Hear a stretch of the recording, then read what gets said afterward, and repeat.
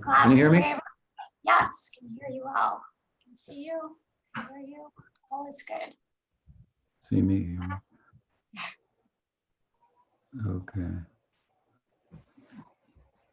We're live streaming it onto your page, so we'll see how that goes.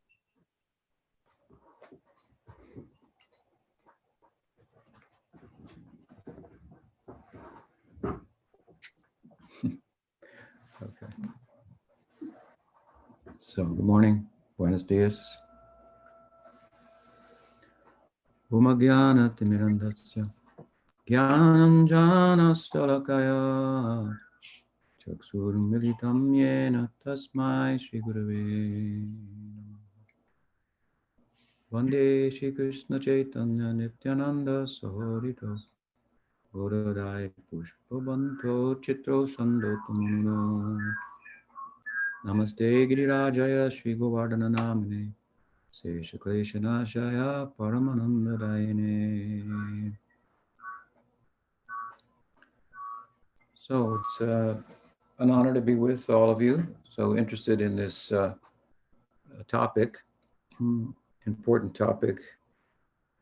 Muy buenas tardes con todos ustedes hoy. Oh, please, Guru Master, you have to mute my account in this account. How do I do that? Put the volume down. Okay. 1 minute, please.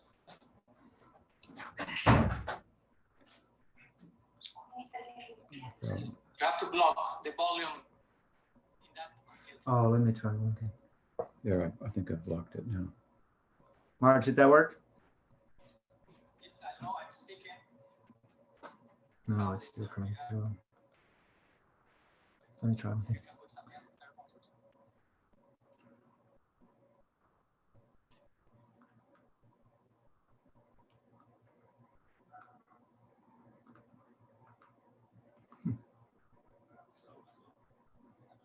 Marge, the sound is already canceled on the Zoom call.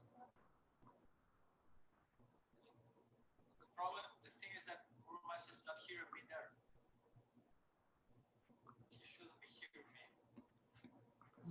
Yeah, the problem is I hear him. I shouldn't hear him.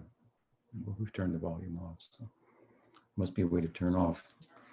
Yeah, it's weird when I do all the way, the volume all the way down, it's still there. So here's a little bit.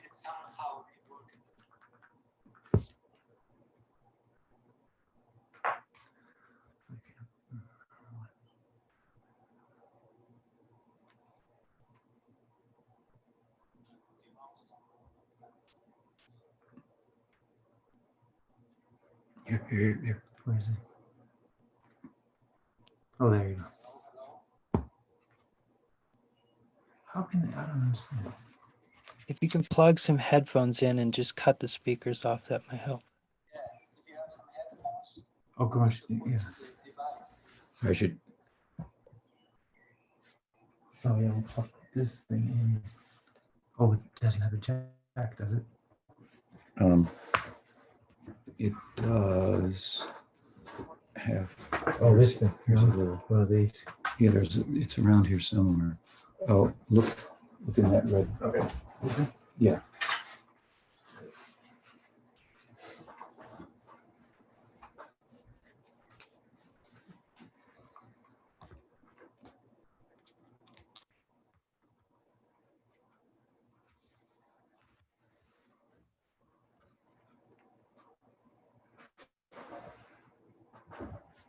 That should work, huh? I think so.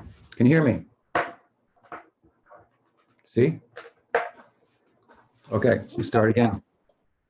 Nice to be with you on this auspicious occasion. It's an auspicious occasion for all the Hindus, and particularly for Gaudiya Vaishnavas, members of our own particular tradition within the broader banner of the Hindu world. And the occasion is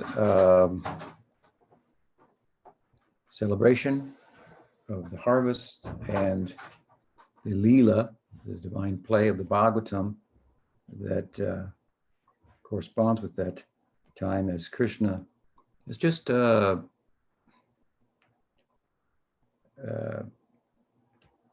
transitioning from his boyhood to his adolescence. And on its face, I think, of course, the story is about the worship of the mountain, Mount Govardhana.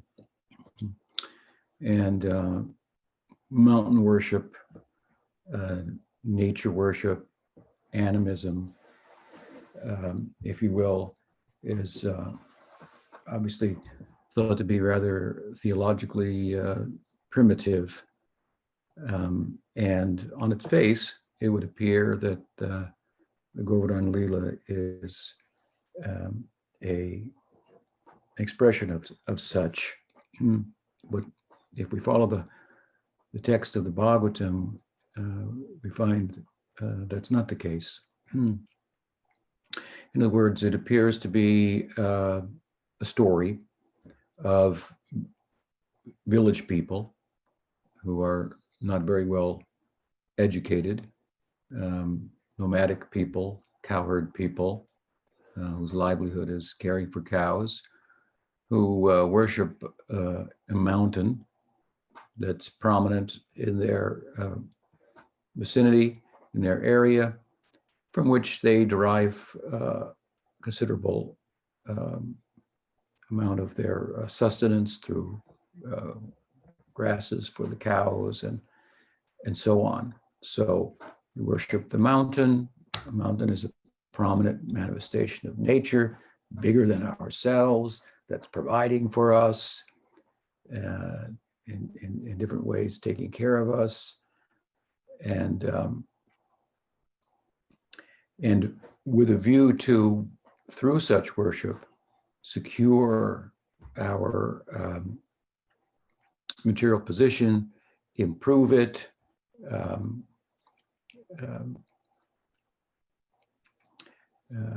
it's in what it appears to be in pursuit of material acquisition, and so forth.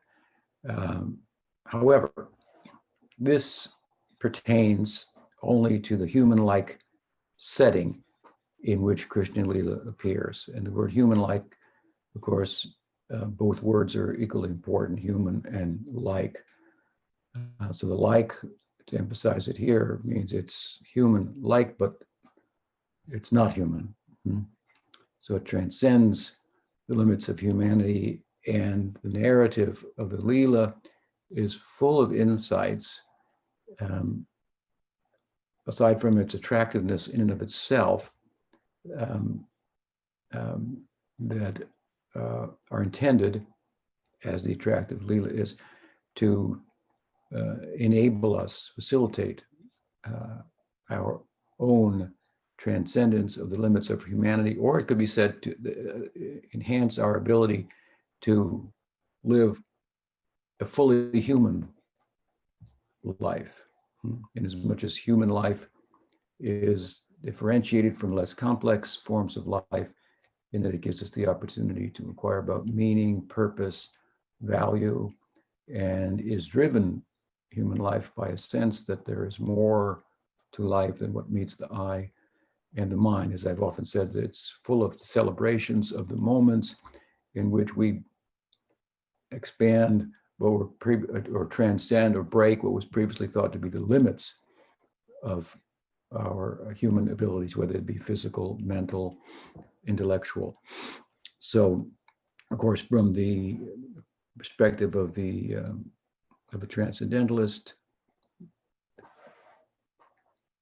the sense in human society that there's more and that we can go beyond the limits of or what appears to be the limits, physical limits, as I say, mental and intellectual limits. From the transcendentalist perspective, the reason that we are so driven, if you will, and possessed is because the Atma, the self, which is transcendent transcended to the physical, mental, and intellectual, is now coming to the fore in human life and seeking to be tended to, if you will, the self, the Atma.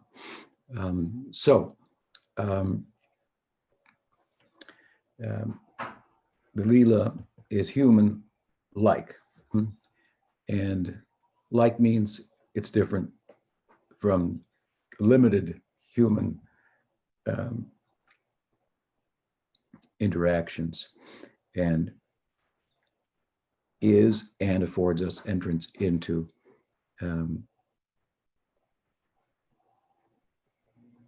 transcendental life. So we look beyond the charming setting, if you will, which looks very simple and primitive, if you will. There's also a feature or a point here to be raised that with regard to the setting of such leelas, the Bhagavatam brings our attention to simple people, simple village people, less complex, unburdened largely by a very avaricious intellect that needs to be satisfied.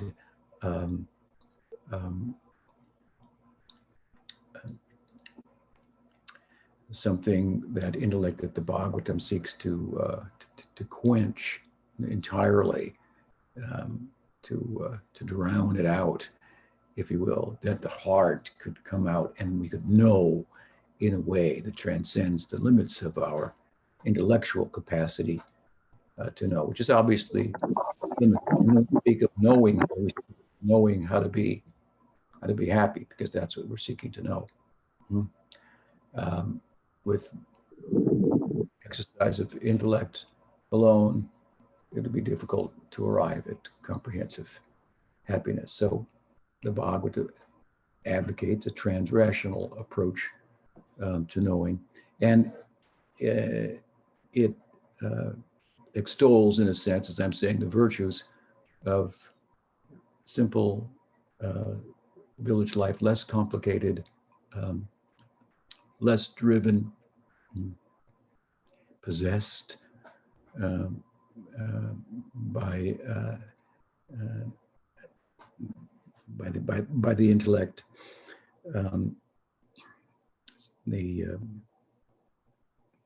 The realm has been described, to illustrate the point further, as the realm of bhakti, which is a heart exercise, unencumbered by knowledge, gyan shunya bhakti. So it's a kind of a knowing found within an apparent unknowing.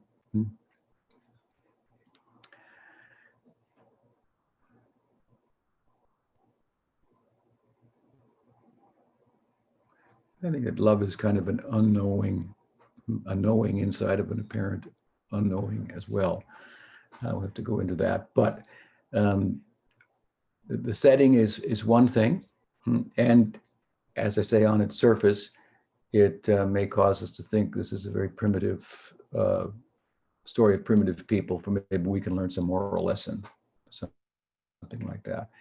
But right at the onset of the Leela itself, Krishna makes it clear that there's much more to be found in this story, if you will. And he does so by way of challenging the worship of the people, of the community that was focused on the sky god, who's thought to be the Indra, the chief of heaven, who embodies the perfection of material prosperity, enjoyment that one could attain by a religious approach that is in pursuit of such. In other words, the worship of a god for the sake of material prosperity. Again, it looks like the mountain worship is for that, but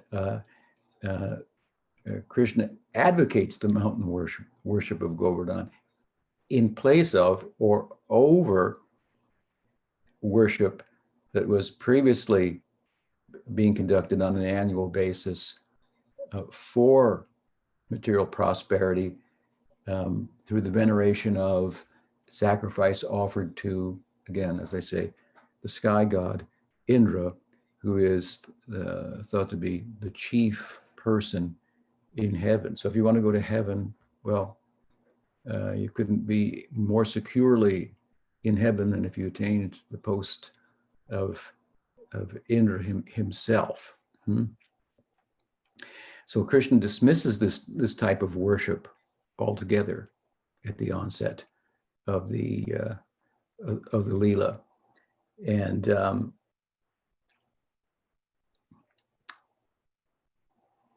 basically of course he questions, where does this idea come from? The community had been involved in such worship. Now he's just a budding adolescent. In his early childhood, of course, he was traumatized by this worship of Indra. When home alone with his mother and all of the assistants of her household were busy for the worship of Indra, the sky god, this annual affair.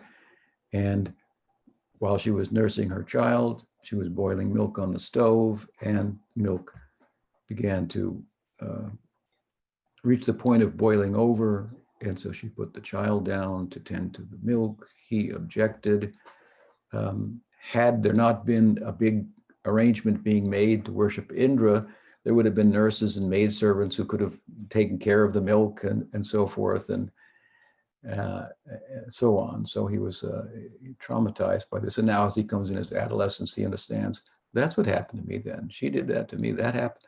And then, of course, there's a whole Leela when she tends to the milk and puts him down, and then he becomes upset and breaks the butter pot, steals yogurt. So, and then she chases him, gets tied up. So this is a very traumatizing event in the life of childhood Krishna.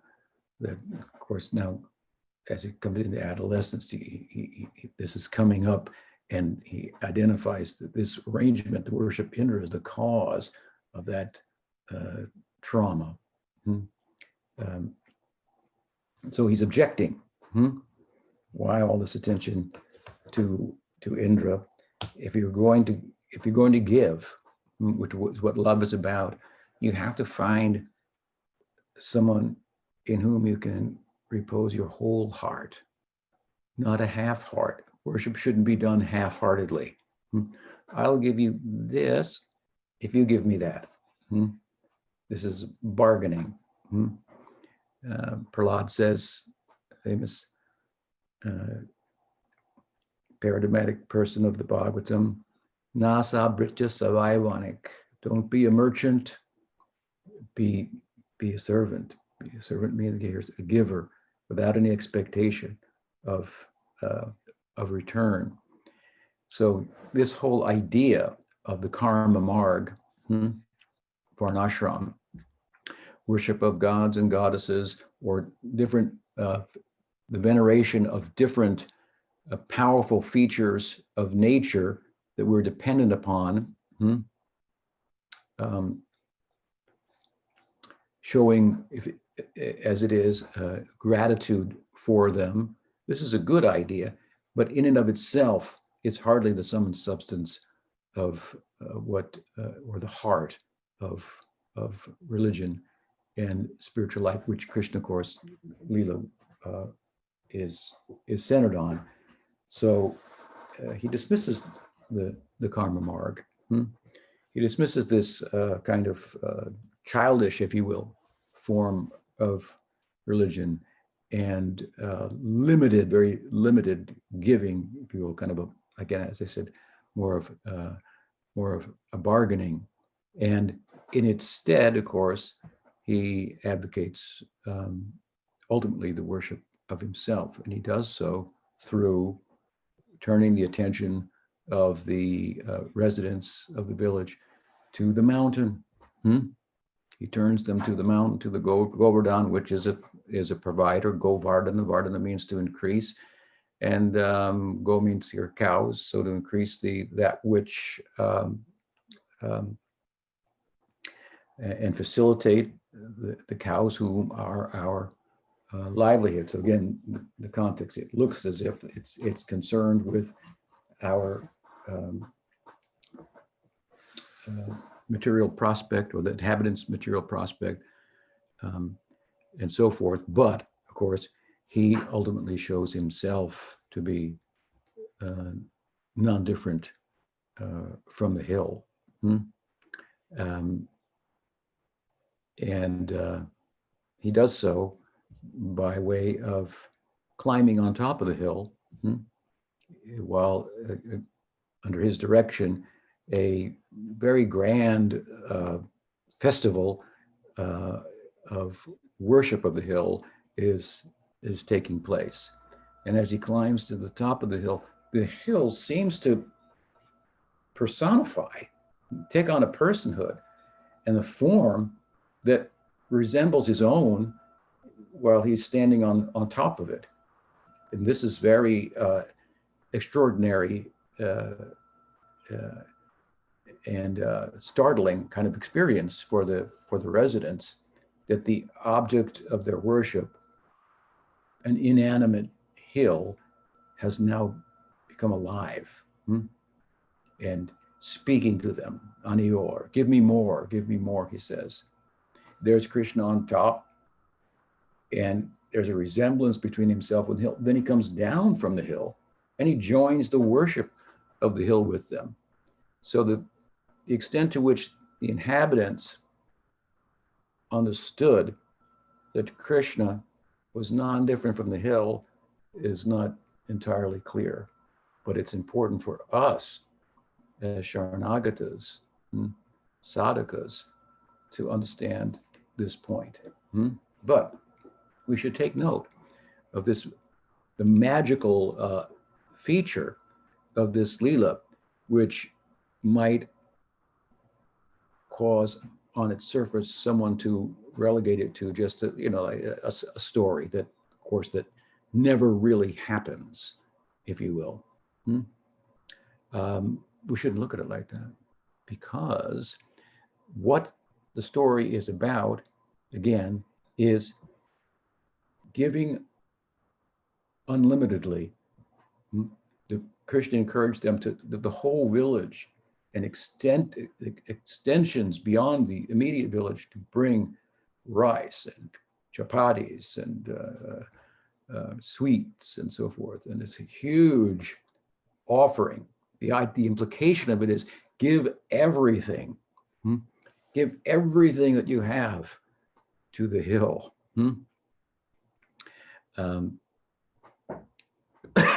Excuse me. And so when our worship becomes love, that's when we give everything. We give our very self. Krishna has argued, why give yourself to someone, Indra, who won't give himself back to you? Is that a good idea? No. You will give yourself, which is alive, for a thing, for example, some material acquisition that's not alive. You will give your love in exchange for something that doesn't have, inherently has no capacity to love, a thing, some material commodity acquisition. He says, this is not a good idea. Not a good idea. Give your whole self. He says, give to the mountain. Of course, he shows us he's not different from the mountain. He's really saying, give yourself to me. My position is such that I can reciprocate unlimitedly. Neither am I a thing. I am Param Brahman itself. I am the supreme manifestation of consciousness. I'm Swami Bhagawan. The point is here, when you give yourself entirely in love, what to speak of giving it entirely yourself in love to an object of love that can fully accept the love and reciprocate in kind, what will take place? Well, we only have to look at what takes place when we imperfectly love. Even when we imperfectly love, the result is magical. And we all have this experience. Let's take, well, even in the animal kingdom, let's take, for example, a dog who is well loved by his master. And there are many stories like this, who then becomes, by chance of circumstance, separated by thousands of miles. Yet he finds his way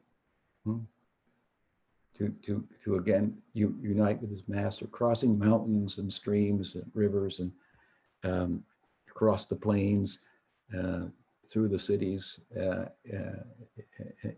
and so forth.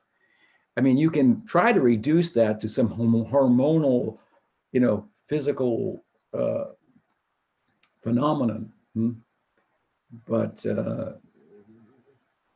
the heart, of course, the problem with this is the most difficult thing in terms of a purely physicalist perspective, where reality is just physical forces. The hardest thing to do in making a comprehensive case for that is to reduce consciousness to the physical. We say that's the hardest part of it. That's the whole part of it. That's the whole thing. If you can't do that, the whole thing is thrown out. They put it off. Well, we've demonstrated everything is physical. Just this one part. We can't quite show yet how to reduce consciousness to just being a physical force. No more than that. Just this one little piece left. But it's not one piece. It's the whole thing. If you can't do that, the whole thing is thrown out. The whole physicalist perspective is thrown out. And of course, it's certainly not a very life-giving, enthusing perspective to reduce the story of the dog, for example, that I'm giving as an illustration, to simply some hormonal or physical forces. What makes it attractive is the idea that that the love is transcending the otherwise what would have been limitation, would have been impossible.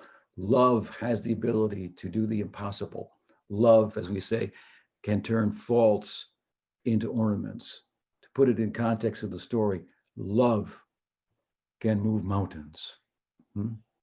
And this is our experience.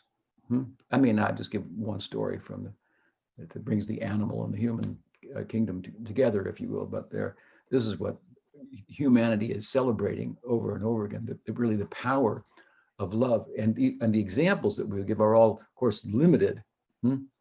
They are not necessarily love that's unconditional and constitutes a full giving of the self, nor do they speak of giving the self entirely to that which has the capacity to reciprocate fully in kind, which is what we find in the Govardhana Leela. So if we take our own limited experience of relative love, if you will, which is not that bad of a thing, because we can philosophically, or from a Vedanta point of view, say there's no real love in the world.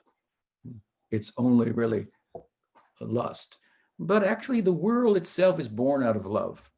Lokavattu lila kaivalyam, the sutras of Vedanta say. The world is born out of Vishnu's love. Lila, his Lila is a movement that requires nothing. It's not in pursuit or need of something like karmic movement is.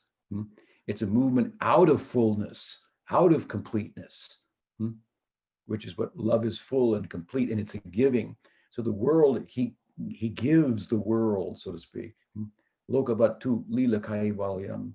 And relatively speaking, of course, in love, we move from a physical, biological, psychological sense of self, we move beyond the narrow limits of selfishness to a broader, even if it's to a broader idea that includes some selfishness, but it's still broader. Like instead of identifying just with myself, I identify with a significant other and his or her needs, or the family unit, or the country. I become a countryman, a countrywoman, nationalist. And so my sense of self is expanding, becoming bigger, if you will, as I am giving up lesser or more, I should say, more selfish considerations of what I am, what constitutes my being. Now, that's not to say that by simply, let's look at it like this. There's a difference between pornography and philanthropy. They both start with a P, but they're different. Someone may love, in the realm of the pornographic, which we would put on kind of a low level of what appears to be love, and then philanthropy is on the higher level. There's a difference between lust, let us say, in tamaguna, and lust in sattva-guna. But it's not a fact, or it's not the case, that simply by giving materially and moving from, let's say, a pornographic perspective to a philanthropic perspective, one will end up in bhakti. That's not true, because bhakti is not a shakti of the self, of the atma. But you could end up in self-realization. You could end up understanding and then experiencing that the Atma in this world is the real object of love. It's said in the Upanishads. One doesn't love the mother, one doesn't love the father, the wife, the children. Neither the children does not love the father, and so forth. Everyone loves the self. The self actually has some capacity to love. Jiva Goswami describes it as the object of love in the world. Everything's moving around the self. So if we expand, if you will, our sense of self from individual to family to nation to universal, we come to universal compassion. The layers covering the self, the gunas, are untied, so to speak, in a very, very elevated, subtle, sattvic influence. The self is experienced, the Atma. So we can realize and experience the object of love in this world. In a sense, there's something to be said for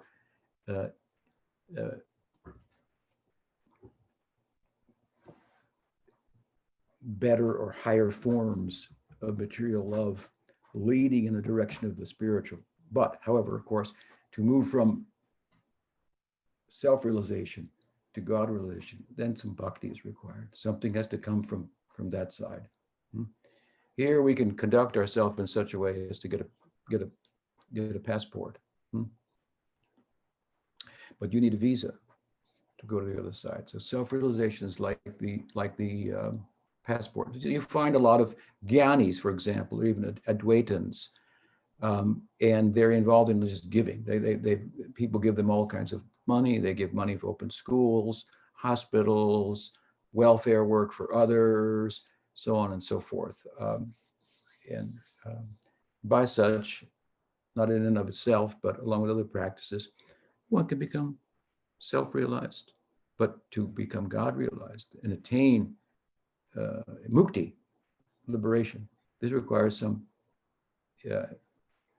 dispensation, some invitation from that side. So you need a visa to be stamped on your passport. And that's what the Bhagavatam, of course, is talking about. And in this Leela, the idea of loving or giving fully of the self to the perfectly giving to the perfect object of love. So if in imperfect love we can get such magical results as the dog going 1,000 miles, whatever it may be,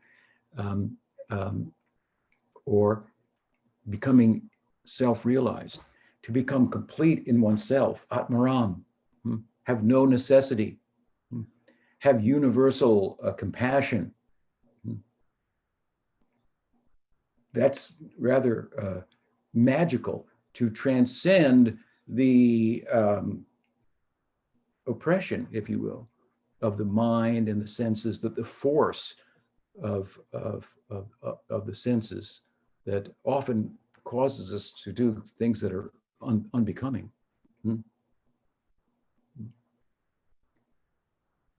So to transcend such forces, this is, well, supernatural. This, I'm saying, can be done by imperfectly loving. What Krishna is advocating in the Bhagavatam is how to perfectly love, how to hone the loving. We have a capacity as the Atma to love. If we connect that it is connected with bhakti, the dispensation from transcendence, from Goloka. Golokeru premodhan harinam sankirtan. Through Nam Sankirtan, it has been exported here.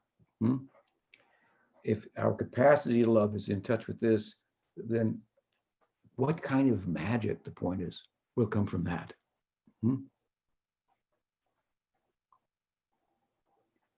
Again, love has the power to move mountains. And this mountain is moving. The inhabitants weren't clear, as the story goes on, whether Krishna was lifting the mountain or it was just levitating. And he was just keeping it balanced with the help of some of his friends. So here, the idea is this animated world of Goloka, where mountains are alive and can fly, for example. This is speaking about the power of love in its fullest expression of bhakti rasa. To enter into a world, as my Guru Prabhupada used to say, where in that lexicon, in that dictionary, the word impossible is not found. And we get a hint in this world from imperfect loving that such a realm exists. We could just tap slightly in its direction. And now, here, the story of Govardhana Lila is telling us how to fully enter there. So you can see this is a very sophisticated theological perspective that's being offered in the Bhagavatam in the context of what appears to be like, as I said, some story of primitive people worshiping a mountain.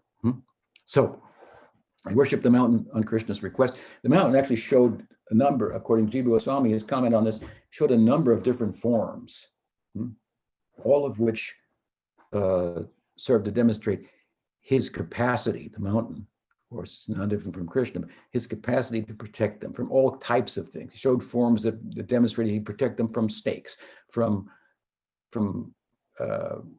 things on the ground, from things coming from the sky, so on and so forth, from all directions. This is, of course, a Leela that, in one sense, is focused on what we call Sharanagati. It's a Leela that illustrates the conclusion of the Bhagavad Gita. The conclusion of the Bhagavad Gita is, Krishna says, Sarva dharman prityaja mam ekam sharanam braja. Give up the worship of Indra. He says, Sarva dharman prityaja, and anything related to that. Give up this merchant, this business transaction altogether. Give up taking, and also prityaja also means, and also give up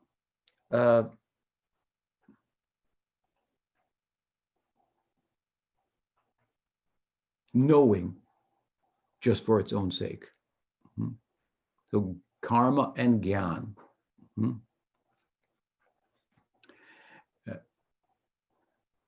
And in their stead, mamekam sharanam braja.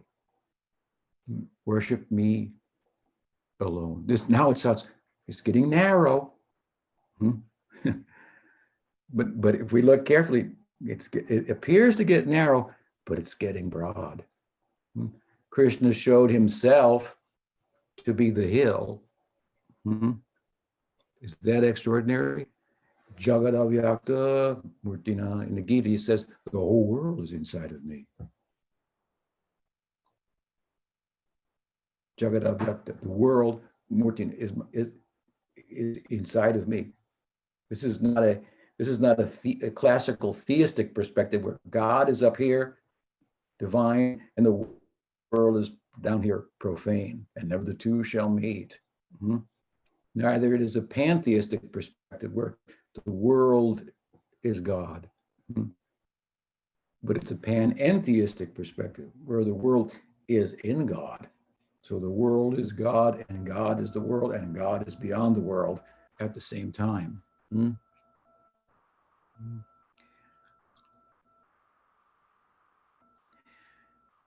About Vrindavan in the Tantra, Gautamiya Tantra, Krishna says, the forests of Vrindavan are my body. The Jamuna is my Sushumna, my central nervous system. He says, I'm non-different than the space in which I'm found. That is Vrindavan. It's not a geographical area. It's a trans-spatial, trans-temporal realm. Yes, sometimes it's placed over certain coordinates in this world and appears to have a certain physical limited location. That appearance is only for the sake of Leela.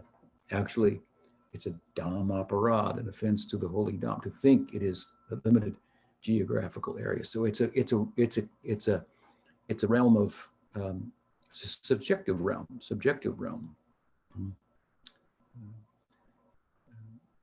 Deep within the realm of consciousness. And so the Krishna is non-different from the hill. The whole world, in one sense, is not different. It's possible in Krishna consciousness to worship anything with the idea that this is a manifestation of Krishna and become fully Krishna conscious. But for beginners, that's not for beginners. For beginners, Krishna says, Sarva Dharman Purityaja Mamekam Sharanam. Give everything to me. Forget the Varnashram, forget the Karma Marg, the Gyan Marg, and love me. See my capacity to love. Manmana Bhavamad Bhakto, Padyaji Mam Namaskuru, Mama Vaishasi Satyam Te Pratijani Priyosimi. I give myself. You give yourself to me, I give myself in return. We don't find that in the case of the gods. And in Gyan, there's no one to return anything. There's no love. There's just stop from taking, but not giving. So it's a big idea, actually, if you understand Krishna properly. It's not a narrowing sectarian perspective, but an inclusive perspective. And the hill, as I said earlier, also showed many forms. There is in the Vaidhi Marg, the realm of, or the pursuit of reverential love, there's the worship of the Shaligram, another sacred stone or fossil. And it's said to take the shape that it is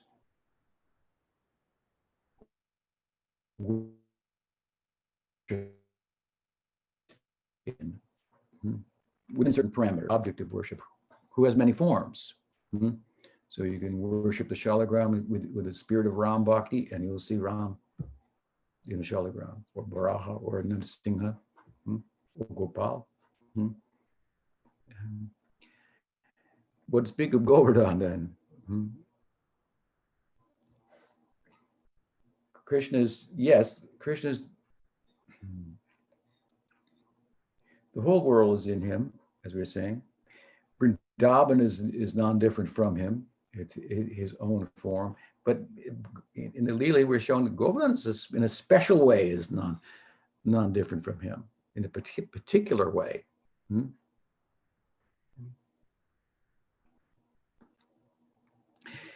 so Krishna is advocating Mamekam, be a Sharanagata, focus on me, your love on me alone. And of course, I can reciprocate in kind. So this idea, of course, that Krishna is not different from Govardhan has developed over the centuries into the fashion of, if you will, taking a stone from the mountain, Govardhan, and making it the deity in your home, worshiping the stone. Prabhupada used to say, do you think that after studying 30, 40, 60 volumes of theological texts, our conclusion is just to worship a stone? So this is something more in that stone and that stone worship, and we find that in the very example of Chaitanya Mahaprabhu himself.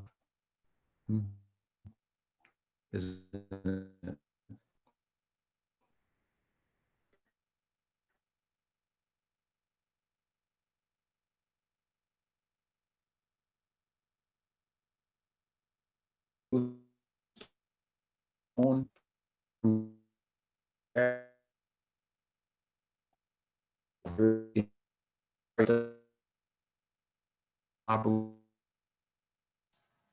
Kumaresh, you're frozen,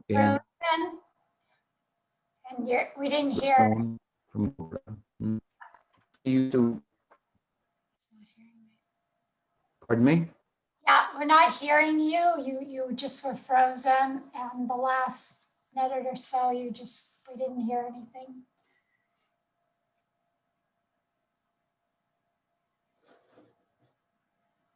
No, he's gone. Oh man. Okay, I think we lost him. Hopefully he'll get back on.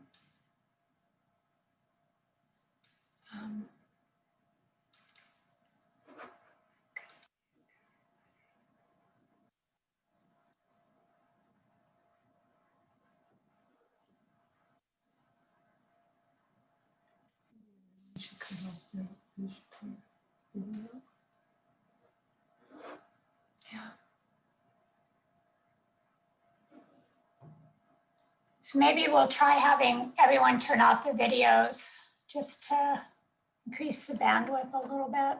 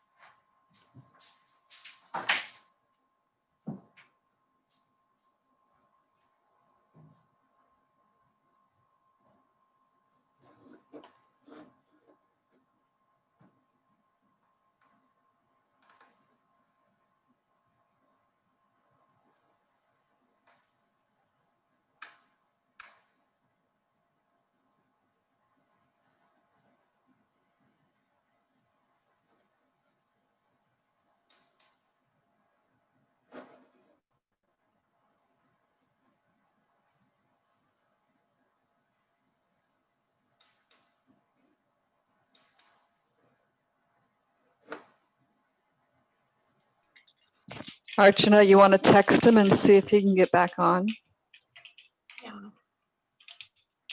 I'm speaking with Guru Nishta, and he told me he was heading up to where Guru Maharaj was there, and they're trying to reestablish the connection because they are not connected even on the Spanish Zoom account. Okay. I guess worst case scenario, he could just call in with the number. He could do it from his phone, but yeah, we'll see if the internet can work again. We'll see.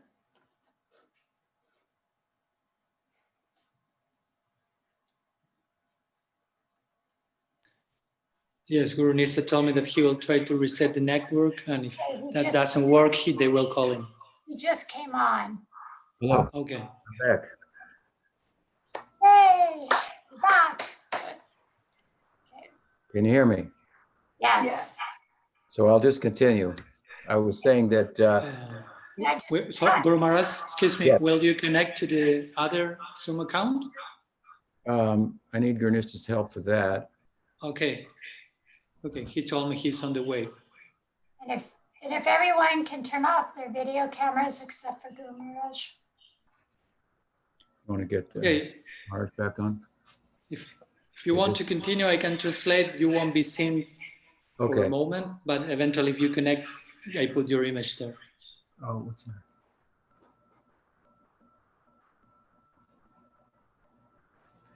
Okay, so I was saying that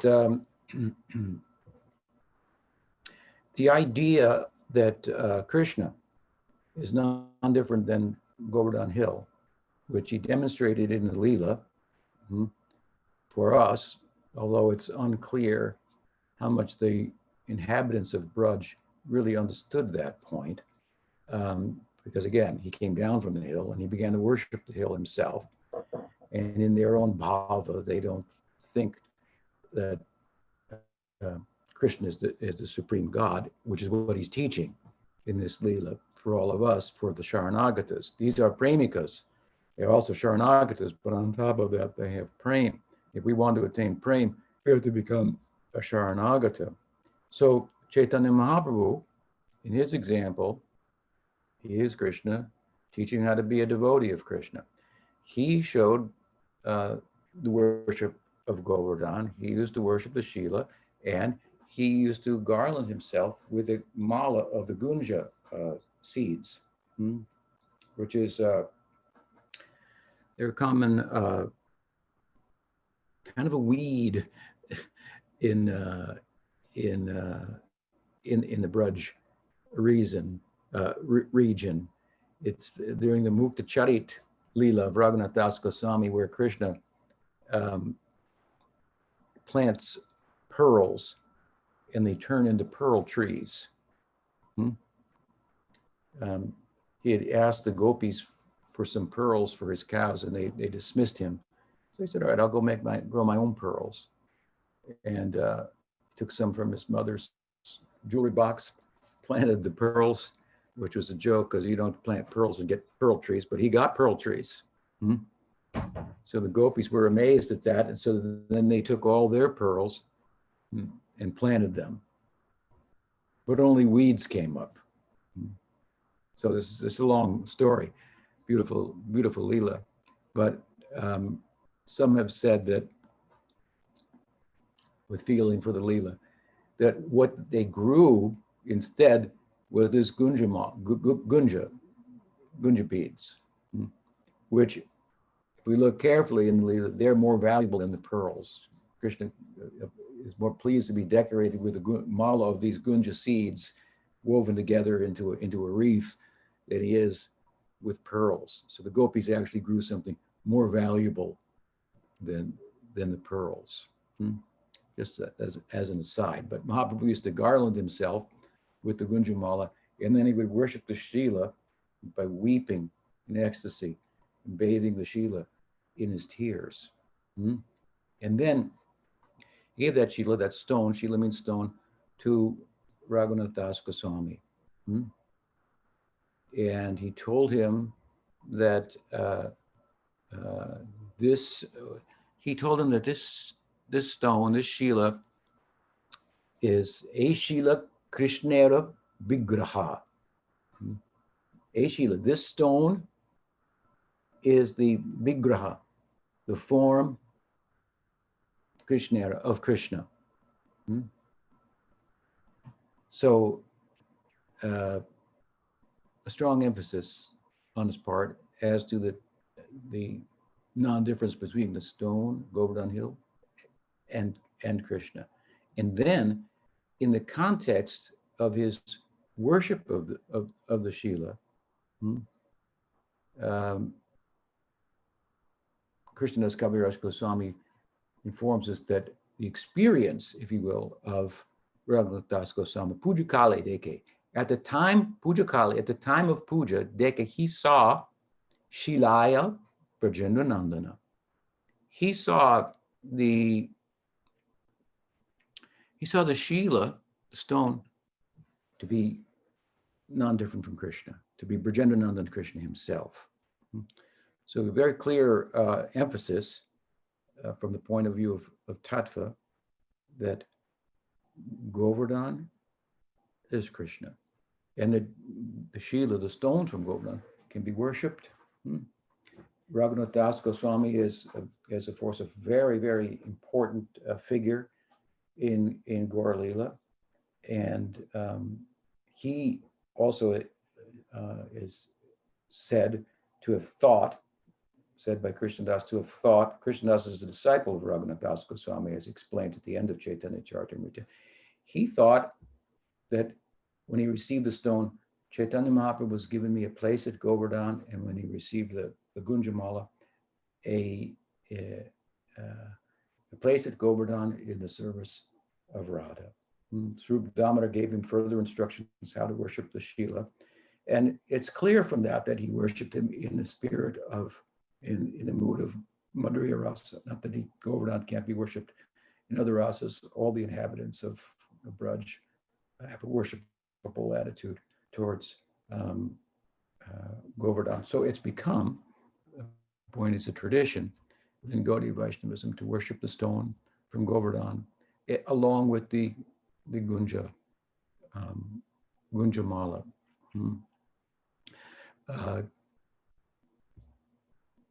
Here we worship the Govardhana Shila. I have a little Shila of Govardhana to give a little history. After I separated from the ISKCON, the International Society for Krishna Consciousness, after the departure of Prabhupada from the world in some years, trying to work with the institution, and then feeling that I would be better facilitated to fulfill Prabhupada's expectations of me by separating from that particular organization. As I did that, Pujapad Sridhar Maharaj, my Siksha Guru, told me that you should worship Govardhana Shila. There's a story behind that, but just to leave it at that for the moment. So he told me that in Navadvip, when I returned to the United States, I met a godbrother of mine who I had not seen in a while. He was a sannyasi, and he said, I have something for you. If you come and see me tonight, I want to give it to you. So meeting was arranged, I came and he pulled out his two stones from Govardhana. He said, I showed these stones to Prabhupada a long time ago. And I said, Prabhupada, in the Brahmanda Purana, it stated that the stones of Govardhana are worshipable, which is kind of funny. And I think Prabhupada found it humorous because it's so central to Gaudiya Vaishnavism, but he didn't know that at that point, Chaitanya Charitamrita had not been published and so forth. So Prabhupada mused, he said, this sannyasi, and if the Puranas say that, it must be so. And then he picked up one of them and looked at it, and then he looked at the other one and put them both back together. So this sannyasi said, I'm keeping the one he picked up, and the one he looked at, I'm giving to you, because I know that you'll take good care of him. So I received in this way, the Govardhana Shila. And then at that time, I was on my way to meet with the devotees who had left ISKCON prior to me and were publishing the talks of Sridhar Maharaj in books like Sri Guru and His Grace, Reality the Beautiful, and so forth. And when I arrived there, they just happened to be having a conversation about worship of Govardhana. And I said, oh, I just got this Govardhana Shila. They said, oh, that's very nice, but you don't have the Gunjamala, which I didn't have. So then they gave me the Gunjamala. So here at Audarya, we worship the Govardhana Shila. And and this is a little special, a little particular, a friend of mine, at my request, I gave some seeds of the Gunja, the seeds, all white ones, and asked that devotee to put them together in a garland, and that we garland the Giriraj Krishna with the white Gunjamala, which represents more fully Radha. Gunjamala is typically red, black, and white, which is black Krishna, white Radha, and red their love for one another, the passion for one another. It's sometimes seen like that. But some great Rasikas have envisioned a Leela in which either Radha puts together such a garland of white stones, seeds for Krishna, or at her request, one of Krishna's friends does so and puts it around his arm. He wears it there as a remembrance of Radha. So we garland the Shila with the white Gunjamala beads. And this is, again, a variation, but following in the footsteps of Chaitanya Mahaprabhu's own worship and the worship that he gave to Raghunath Goswami. That said, of course, and I'll try to conclude with this because we're a little over time. Besides the point that we've made all along that Krishna is non-different from Govardhana, it's also understood in Gaudiya Vaishnavism that Govardhana, while being Bhagwan and non-different from Krishna, is also a devotee of Krishna, which is not that peculiar. To be Bhagwan and be a devotee of Bhagwan, there are other examples we'll get to, but this idea, of course, that Govardhana is a devotee of Krishna, in contrast to Govardhana being Krishna himself, is an idea that is found in the Bhagavatam. There's a verse in the Venu Gita, it must be the 21st chapter of the 10th canto, where the gopis are glorifying or speaking about the effects of Krishna's flute. And in the context of that, a verse spoken, Sanatana Goswami says, by Radha, glorifies Govardhana as the best servant of Hari, Haridas Varya, the best servant of Hari. So some devotees have then tried to churn that and make something out of that. I think that in general, the idea is that the devotees of Braj themselves, these premikas who are Sharanagatas and more, they have full love for Krishna. They see Govardhana as a devotee. Radha kind of projects her own love on Govardhan and thinks of all the ways in which Govardhan facilitates Krishna and his leelas. Some of our acharyas, Jiva Goswami, Raghunath Goswami, and others have commented on this verse by way of citing, I think in Gopal Champu, Jiva Goswami goes through the 64 items of ritualistic worship and how Govardhan provides them all. He provides water from the streams flowing down his mountainside for bathing, caves for shelter from the rain, and the soft grasses within for a bed for resting. He hosts on his hillside birds who chirp, and this is kirtan, and so on and so forth. So all of the items of worship are provided by Govardhan. This way, he's the best servant. It's a general statement. It's a statement that Caitanya Mahaprabhu recited, a verse from Bhagavatam, when in Jagannath Puri he saw a mound of sand along the beach, a dune of sand, and he, in his vision, it turned into Govardhan, such as the magic of his bhava. So he cited this verse. And when he went to Vrindavan, that's found in the Madhya Lila in the 7th chapter, I believe, and he came at the foot of Govardhan, another occasion in which he cited this verse. So it's an important verse from the Gaudiya Vaishnava perspective. And sometimes devotees say, well, question, Govardhan is a devotee of Krishna. He may be Krishna, but he's a devotee of Krishna. It's more important that he's a devotee. Who is he? Someone just asked me the other day, is Govardhan Radha? She's the best devotee. Well, no. Radha's not saying Govardhan is the best devotee and he and I are not different. Govardhan's not different from Krishna in the sense of being an expansion of him. Radha is non-different from Krishna in a different way, as his Shakti. Shakti and the Shaktiman are one and different. But Govardhan is Bhagwan. So to have an expansion of Bhagawan, another form of Bhagawan, if you will, is different than a Shakti. Now, the idea that the form of Bhagawan at the same time is a devotee, that's a little bit peculiar, right? The devotee is Shakti Tattva. Bhagawan is the Shaktiman. Here we have he who is the Shaktiman is also a devotee, but it's not something that doesn't exist outside of Govardhan, being Bhagwan and Bhakta at the same time. We find, for example, the most prominent example in Braj of Bhagawan as Bhakta is, of course, Balaram.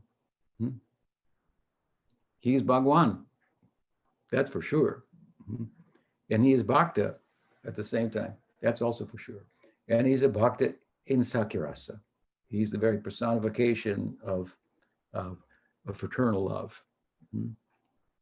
About Govardhan, if we look at him from a Bhakta perspective, or as a devotee, as Radha says, the best devotee. Vishwanath Chakravarti Thakur has said that, Govardhan, from that vantage point, he is in Sakhirasa. So there's some similarity here we find, if you will, between Balaram and Govardhan. In the Dan Keli Leela, hello? Can you still hear me? Nod your head. Yes. Okay. Something happened. Yeah. We put a picture of Govardhan. Oh, it's our Govardhan. No. It's not. Yeah. We can't see his Gunjamala. But anyway, there's a picture of him. So in Dan Keli Lila. Dan Keli Lila is the Lila, there's many iterations of the Dan Keli Lila, some of them preceding Gaudiya Vaishnavism, one written afterwards by Rupa Goswami, one written by Das Goswami, Raghunath Das Goswami. The Dan Keli Lila is a Lila in which Krishna, there are many forms of it, as I say, that Krishna sets up, claims himself to be the king of Braj in the forest, appoints his friends as ministers and so forth, and then sets up a toll booth and checks the gopis on their path to, for example, to worship, bearing milk products and so forth for a sacrifice arranged by Nanda Maharaj or whomever, and tells them they can't pass without paying the toll. Of course, what he wants is a toll is Radha's love. And so there's quite an intrigue to it. But in the Dan Keli Lila of Rupa Goswami, we find Brindadevi speaking through the pen of Rupa Goswami, likening Govardhana to Balaram's expansion on Ananta. She says, oh, and then look at Govardhana. Just as Ananta has many heads, so Govardhana has many peaks, because Govardhana is not like this, but he's rather long in his shape with many peaks. So she said, here, Govardhana, he is better than Ananta Sesh. Ananta Sesh has thousands of hoods, and Govardhana has similarly so many hoods. Ananta Sesh holds Vishnu on his lap, and Govardhana holds Krishna on his lap, and provides for him a playground for his intimate pastimes. He overlooks all of Braj with his many heads and sees all the pastimes. There's no Leela that he doesn't know about. So she, Brindadevi, again, through the pen of Rupa Goswami,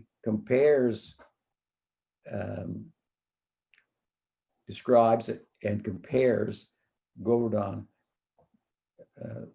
to Ananta Sesh, the expansion of Balaram. So that we could say there's some similarity. On this basis, of course, some devotees take a dark stone from Govardhana, worship as Krishna, and a light stone and worship him as Balaram. On top of Govardhana Hill, there's a famous deity of Govardhana Shila that's worshipped as Balaram. So this is from a Sakyaras perspective. Sometimes we find this type of worship, and it has, as you can see from what I'm saying, some basis in Tattva. So as we look at Govardhana as Bhakta, he is in Sakyarasa. Because he is in Sakyarasa and is privy to, and in a way participates in all of the romantic leelas, and we find it must be the fullest measure of Sakyarasa that he is animated by, if you will. So these are a few thoughts on Govardhana on this auspicious day. Again, I'm honored by the opportunity to speak with all of you. Does anyone have a question or comment they'd like to add to the discussion?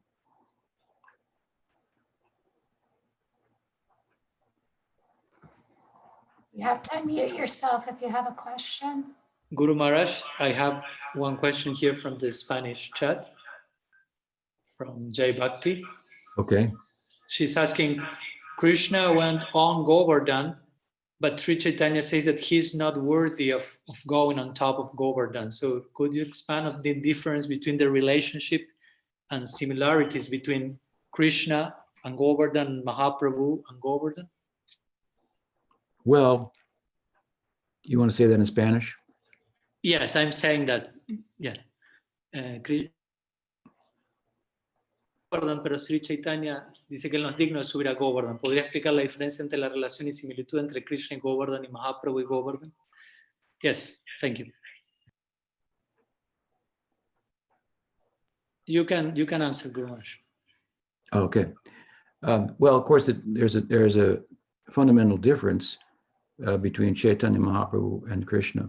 Krishna is the supreme enjoyer. He is Lila Purushottam, and Chaitanya Mahaprabhu is a devotee. He is Prem Purushottam. And so sometimes, as I did earlier today, I referred to the Leela of Chaitanya Mahaprabhu as Krishna's Acharya Leela.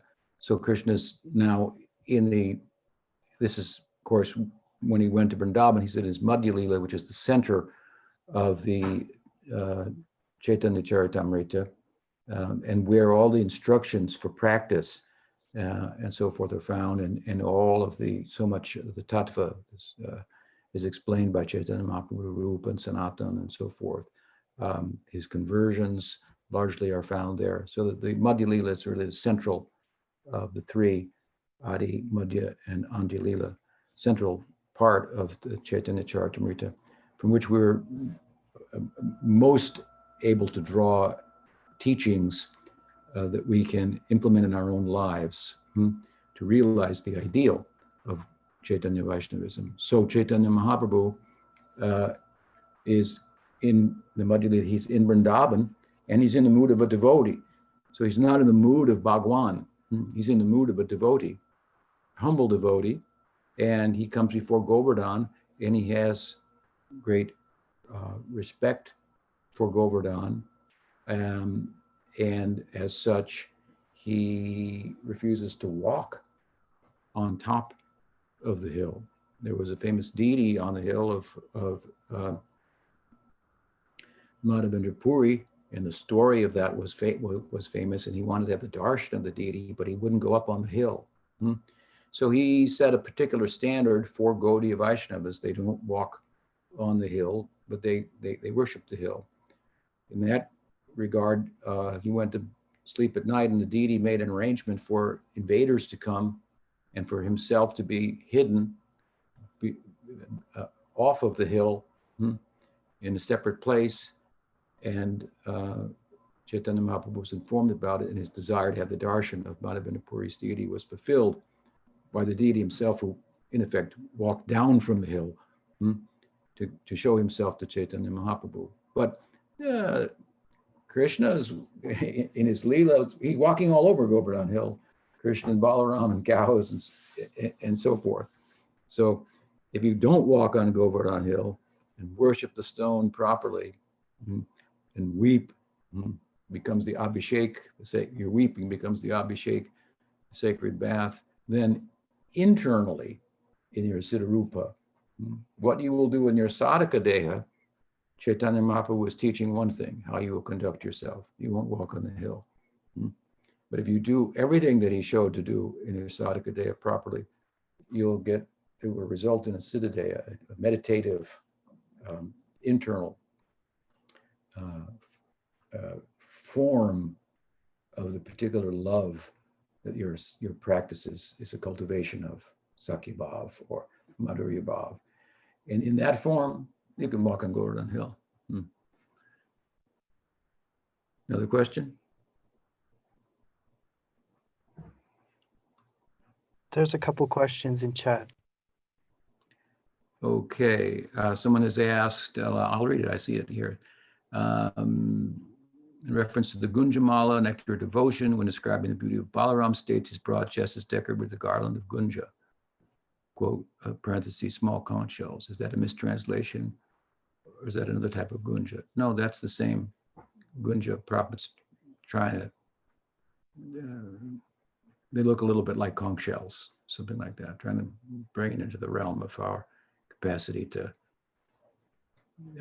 understand something about the Gunjamala. Same thing. So yes, Balaram wears a Gunjamala. All the cowherd boys wear Gunjamala. That's a favorite decoration from the forest. And these type, of course, the idea again is the Gunjamala, the different colored clays and so forth that the cowherds will decorate themselves with. And these natural, simple products of the forest are more valuable than precious gems and so forth, which you can also find along the roadside, something like that. So it's also a way of encouraging us to pay attention to what little we may have may not be so little if we understand it properly.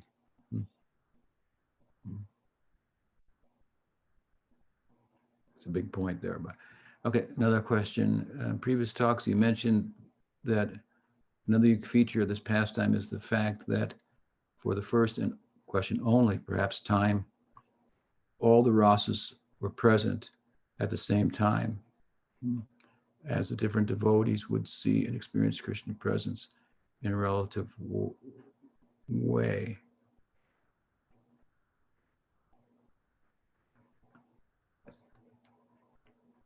Well, I don't know how well that question is worded.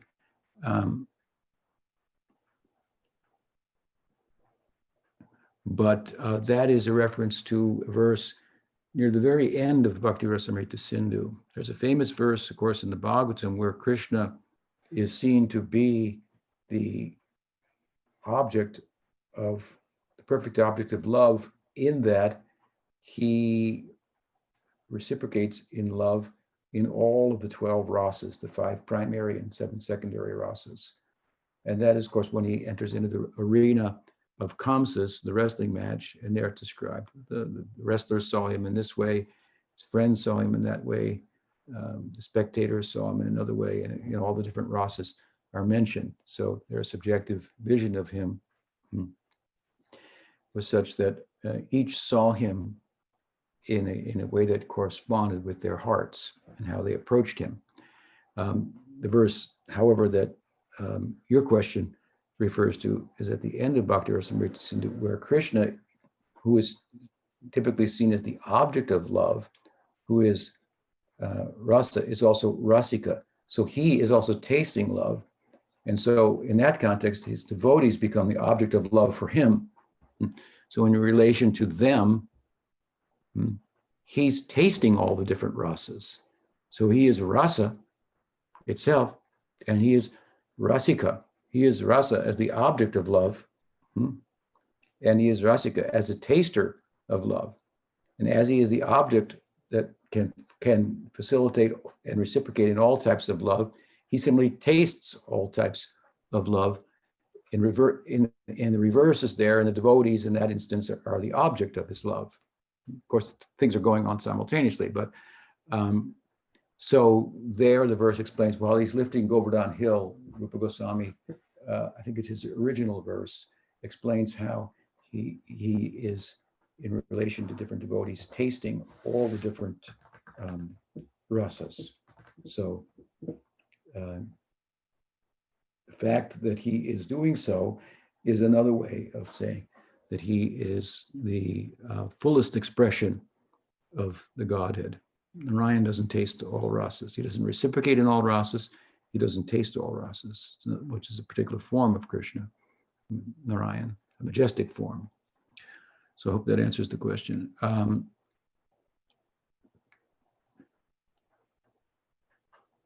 Does anyone know the name of the Govardhana stone worshipped as well? I think he may be called Dauji, I'm not sure, who's worshipped on top of Govardhana hill.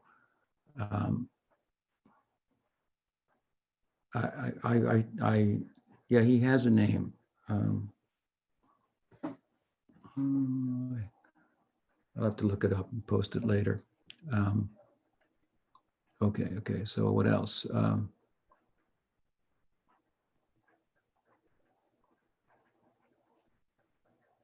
Did you ever go on top of Govardhana? Of course not. No, I've never done that.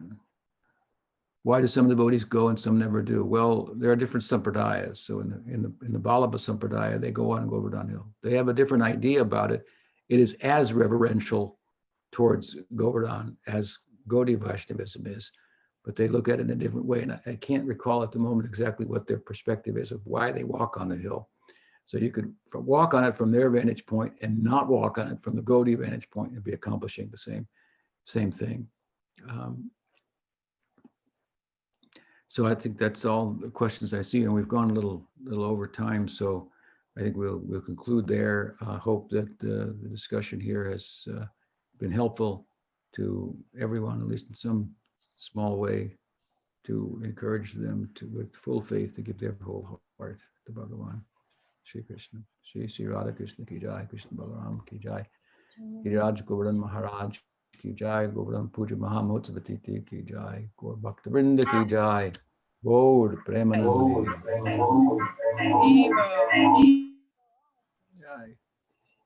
So if everybody could just stay on for 1 minute after. Thank you so much, Raj, for that wonderful class. Just a quick announcement. Tomorrow we'll be having our second class with Padmanabha Swami on the Damodar Leela.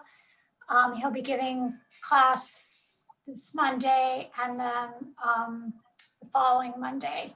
So it's short series. Hope everybody can join us. And also today is Padmanabha Swami's birthday. So if everybody could just give him a happy birthday. And Haribo, happy birthday. Hi, Maharaj. Happy birthday. Happy birthday, Maharaj. Happy birthday. Happy birthday, Maharaj. Please Happy birthday. Cumpleaños. Happy birthday. Feliz cumpleaños. Feliz cumpleaños. so anyway, thank everybody for joining us. I hope, we had a little technical difficulties today, but I think we got a pretty good dose of sweetness and nectar. So, and I hope everybody has a wonderful rest of your Govardhana Puja. Some of you are already stuffed and some of you are starving. So we'll look forward to, and everyone, this week, the 18th, the disappearance day of Srila Prabhupada. We'll be having, Guru Maharaj will be giving a class, 11:30 Eastern Standard Time, same as today. So please, everyone, join us for that class as well. Okay, Jai, have a wonderful rest of your day. Hare Krishna. Haribo. Haribo, Haribo. Hi, Krishna. Oh, Haribo. Thank you.